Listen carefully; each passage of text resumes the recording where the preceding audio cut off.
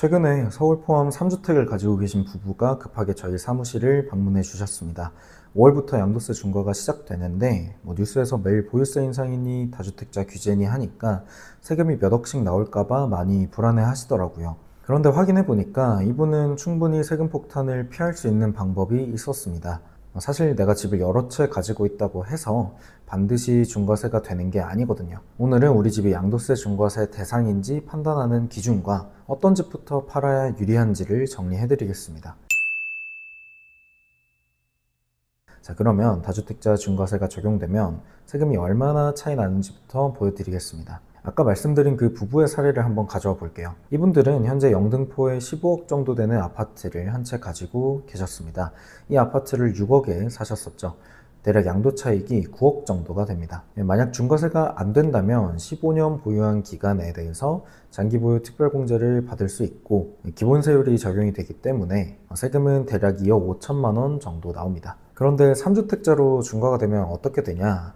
이 장기보유 특별공제를 완전히 받을 수가 없고요. 기본세율이 30%가 추가로 붙습니다. 그러면 세금이 6억 7천만 원 정도로 계산이 됩니다. 같은 집을 파는 건데 중과냐 아니냐에 따라서 세금이 4억 이상 차이가 나는 겁니다. 그래서 이 중과 판단이 정말 중요한 거예요. 양도세 중과를 판단하는 기본 틀은 크게 두 가지입니다. 첫 번째는 조정대상 지역 여부입니다. 내가 파는 이 주택이 조정대상 지역에 있어야 중과가 되는 겁니다. 조정대상 지역이 아닌 곳에 있는 집을 파는 거라면 내가 집을 몇 채를 가지고 있던지 중과세는 신경을 안 쓰셔도 되는 거예요. 현재 조정대상 지역은 서울 전역, 그리고 경기도 과천, 성남 등 일부 핵심 지역들입니다.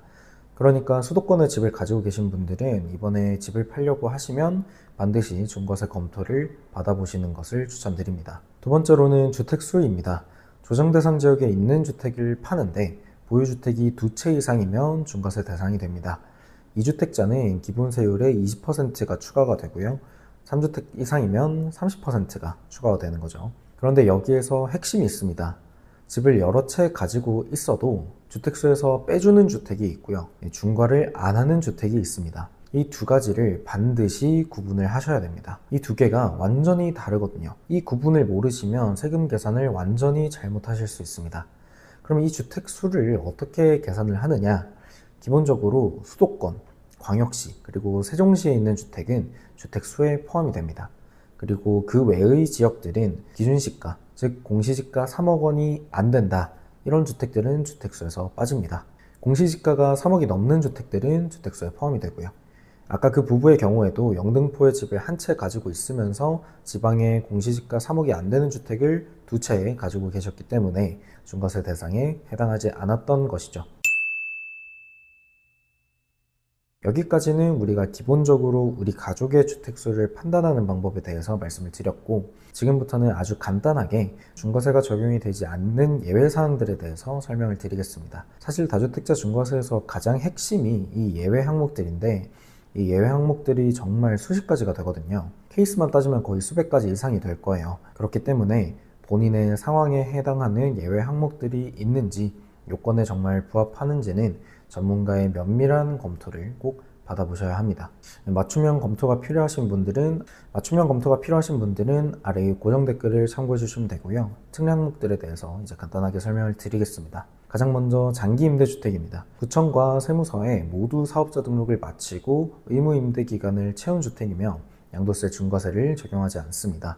다만 주의하셔야 하는 게 이 장기임대주택은 주택수에서 빠지지가 않습니다. 이 말이 무슨 말이냐 하면 내가 장기임대주택 그 자체를 팔 때는 요건을 갖췄다면 중과세를 적용을 하지 않지만 내가 다른 집을 팔 때는 이 임대주택도 주택수에 기본적으로 포함이 됩니다. 이걸 거주택 비과세랑 계속 혼동하시는 분들이 정말 많거든요. 이 부분은 꼭 기억을 해두셔야겠습니다. 두 번째로는 상속주택입니다. 선순위 상속주택을 상속받은 지 5년이 안 됐으면 그 상속주택을 팔 때는 중과세를 적용하지 않습니다. 다만 이 경우에도 주택수에서 빠지는 건 아니라서 다른 주택을 팔 때는 주택수에 포함해야 합니다. 여기서 선순위라는 것이 되게 중요한데요. 돌아가신 분이 집을 여러 채를 가지고 계셨다면 그 중에 보유기간이 가장 긴 주택 하나만 봐준다는 의미입니다.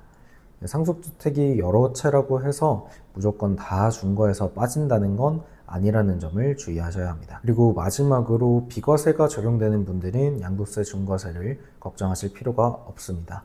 일시적 2주택, 상속주택 비과세 특례, 거주주택 비과세 이런 특례들로 비과세가 가능하신 분들은 중과세를 걱정하실 필요가 없습니다. 이외에도 정말 수십 가지의 예외 케이스들이 있으니까 이제 본인의 상황에 어떤 것이 적용이 될 수 있는지 사전에 꼭 검토를 받아보시는 것을 추천드립니다. 한 가지 더 중요한 내용을 말씀드리겠습니다. 지난주 정부에서 발표한 내용인데요. 현재 서울 전역과 경기도 핵심 지역들은 토지거래 허가구역으로 지정이 되어 있습니다. 이 토어제 구역에서는 집을 사고 팔려면 구청의 허가를 받아야 하는데요. 이 허가를 받는 데에는 시간이 걸립니다. 그런데 5월 9일 전까지 잔금을 치르려고 해도 토지거래 허가 절차 때문에 물리적으로 이 시간이 촉박했던 거죠. 그래서 정부가 지난 2월에 5월 9일까지 매매 계약을 체결을 하고 4개월 혹은 6개월 안에 잔금을 받으면 중과세를 안 하겠다, 이런 보완 방안을 발표했었습니다. 근데 이것도 충분하지 않다, 시간이 너무 촉박하다라는 의견이 많았습니다. 그래서 지난주에는 5월 9일까지 토지거래 허가를 신청만 하면 일정 기간 안에 잔금을 치를 경우 중과세를 적용하지 않는 것으로 현재 입법 예고가 되어 있습니다. 따라서 지금 서울에 아파트를 처분할 계획이신 분들은 최대한 빨리 부동산의 매물을 내놓으셔야 중과세를 피할 수 있을 거예요. 자, 오늘은 다주택자 양도세 중과세에 대해서 설명을 드려봤습니다. 간단하게 핵심만 정리를 하자면, 첫째, 내가 팔려는 집이 조정 대상 지역이 아니다. 그러면 중과세는 신경을 안 쓰셔도 됩니다. 둘째, 조정 대상 지역 주택이라도 중과세가 배제가 되거나 주택수에서 빠지는 주택이 있을 수 있으니 반드시 확인해 보셔야 됩니다.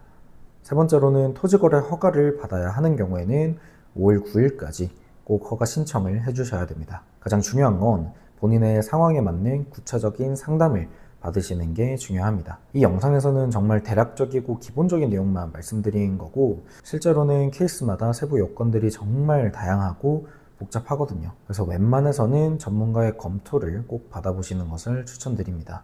특히 부동산을 전문적으로 다루는 세무사의 검토를 받으시는 것을 추천드리고, 저희 세무회계 도훈에서는 매달 30건 이상의 부동산 세금 상담을 진행하고 있으니 도움이 필요하신 분들은 아래의 링크 혹은 전화번호로 상담을 예약해 주시면 고민을 아주 명쾌하게 해소해 드리겠습니다. 그러면 다음에 또 유익한 영상으로 찾아뵙겠습니다. 감사합니다.